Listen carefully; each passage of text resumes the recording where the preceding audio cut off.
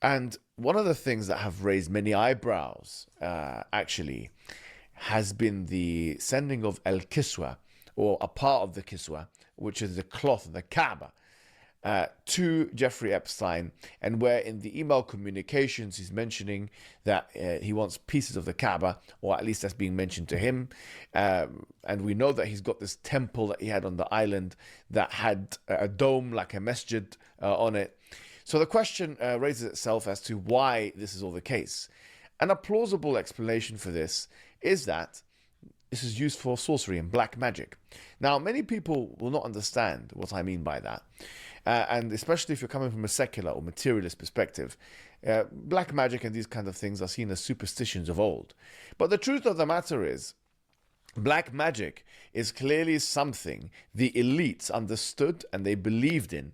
And the fact that Facts. pieces of the Kaaba or cloth of the Kaaba or something like that was sent is something that was understood by Islamic scholars aforetime, as well as, by the way, Jewish scholars as well, because the desecration of sacred items or sacred objects is a method that you can do black magic.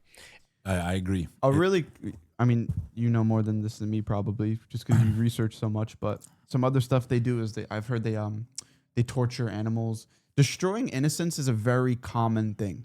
It shows loyalty to the demonic realm, to the abyss of the shaitan and the jinn.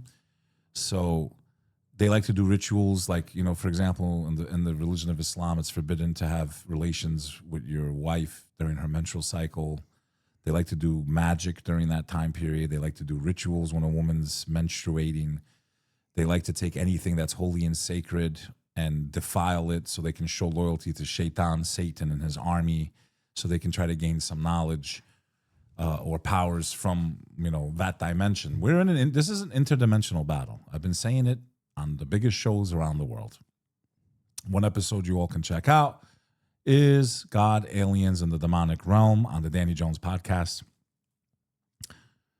This stuff is real, folks, and you cannot be a believer in the God of Abraham and not believe that black magic is real. We know this from the story of Pharaoh, right? May he be cursed. We know the story of Pharaoh and his magicians, and they, embraced Islam when they saw the miracles of Moses with God's power, right? And they lost their lives, actually. They were martyred. They would died as believers of God, right? The story's also in the Quran. Yeah, it's also part of the wisdom that God can turn even the most wicked of hearts into believers. The Christians, in my opinion, they got it wrong in the Bible. They said Solomon was a sorcerer, Prophet Solomon, peace be upon him. No, he was not. So crazy. The Prophet Solomon had the ability to command every living creature in this dimension and that dimension. And because they don't understand the concept of free will and that human beings are not the only ones that have free will, the Prophet Solomon, peace and blessings be upon him, was one of the mightiest messengers and prophets of God. And he had a gift and he prayed for a dominion that no one would ever have before or after him, which was to control both dimensions. Mm-hmm.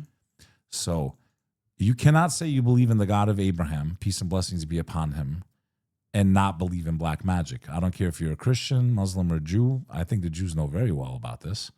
Okay? Babylonian, black magic, all that stuff ties in. Then you see places like Bohemian Grove where they dress up in cloaks. Like, how many times do these people have to get caught red-handed